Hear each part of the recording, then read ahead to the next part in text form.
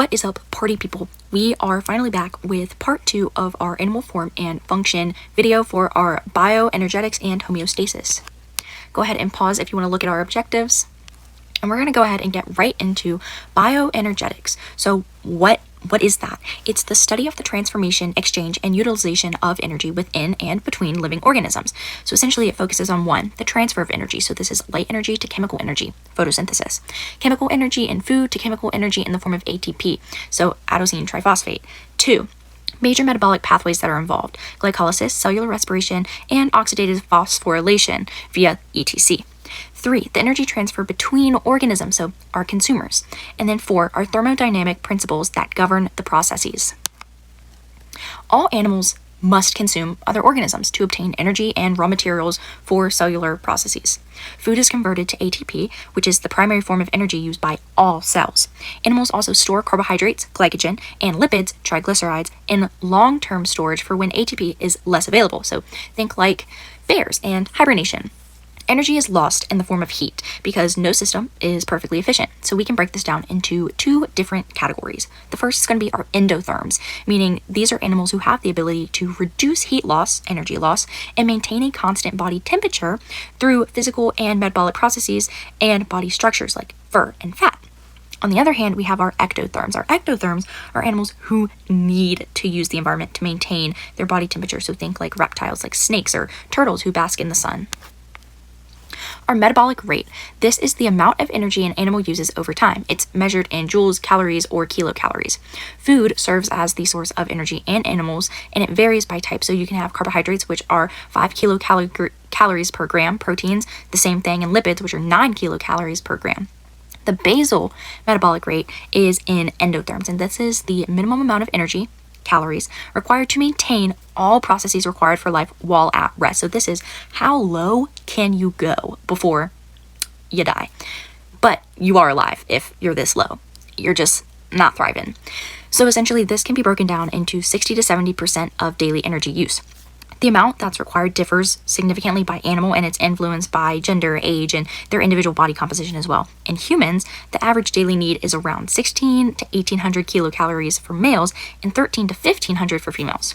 Standard metabolic rate is the exact same thing as basal metabolic rate. The only difference is it's for ectotherms, whereas the BMR is endotherms. So again, the standard metabolic rate is the minimum calories for ectotherms, and it's dependent on the environment temperatures and the increase and decreases throughout the day. Influences on energy requirements and usage.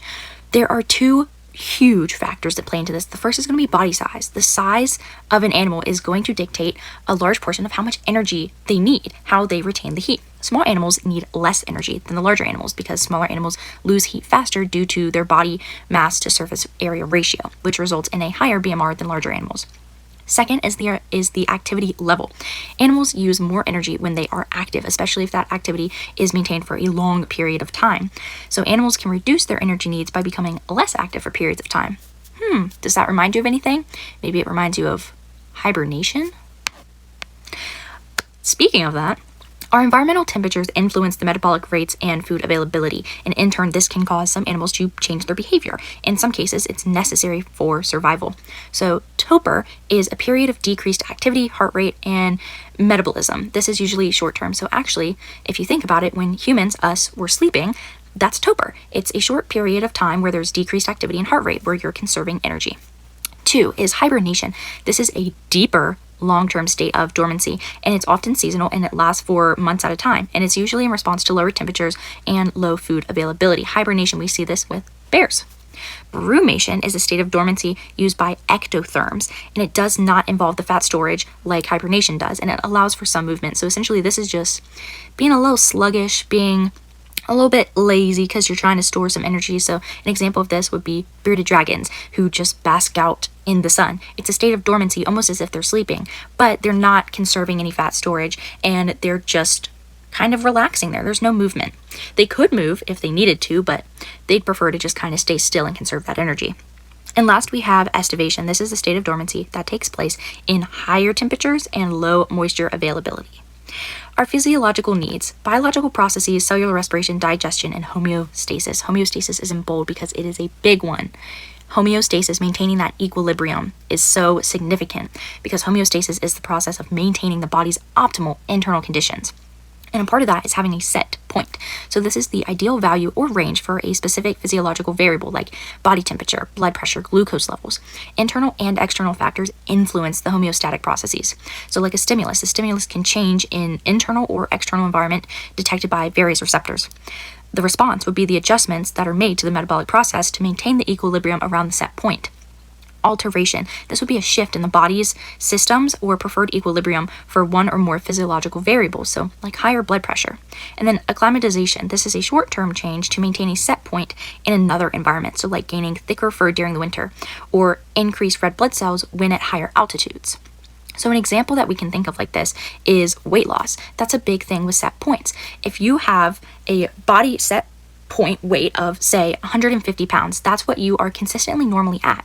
If you all of a sudden go on a very strict diet, you start working out a ton, and you drop, say, 30 pounds, dropping you to 120, that is extremely out of your set point. So your body is going to try and shift you back to your set point because it was such a rapid change. However, if you take smaller steps over time, then you can get your body back down to that set point and you can shift it from 150 to 120, and now 120 is your set point.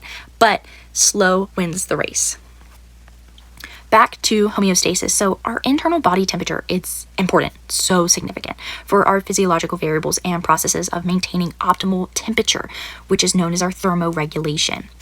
Our metabolic processes are directly impacted by temperature. Our enzymes have an optimum temperature range. If it's too low, it results in little to no activity, or if it's too high, it could denature. Ectotherms are cold-blooded, and they rely on environmental conditions to set their body temperature, low activity levels and low temperatures due to reduced enzymatic activity. They use the environment to adjust temperatures, like basking, like turtles on a log. Our endotherms, which are warm-blooded, they maintain a body temperature despite changing environments or conditions through physical and physiological mechanisms like sweating for cooling, shivering for warming, and vasoconstriction, which conserves heat. So if you constrict your blood vessels, you're not using as much heat, but vasodilation is going to dispel heat because you're using more of them. And all animals use changes in behavior to assist with thermoregulation. This is one of our diagrams to kind of help us understand it better. So when our body temperature falls, the blood vessels will constrict so that heat is conserved. When the heat is retained again, we reach our normal body temperature. If the body temperature rises, our blood vessels will dilate, so it results in heat loss. And then heat is lost to our environment and we're back to normal body temperature. And this is a continuous cycle. Feedback mechanisms are used to control basic homeostatic processes. We have positive feedback loops, which is a process that maintains and or accelerates the direction of a stimulus, so self-reinforcing. An example would be blood clotting. It involves the pallets that release chemical signals that attract more pallets, which speed up wound healing. A negative feedback loop is a process that changes the direction of a stimulus, so it's opposing. It increases or decreases based on the types of stimulus. Majority of feedback mechanisms are negative feedback loops. An example would be the consumption and digestion of food, which results in increased blood sugar levels, glucose, which then triggers a release of insulin to lower the blood glucose levels, which results in a reduction and or halting of insulin production once we regain our set point blood glucose levels. Homeostatic receptors and controls are primarily based in the nervous and endocrine systems. That is all that we have for part 2. Make sure to study and check out the other videos to ace the test.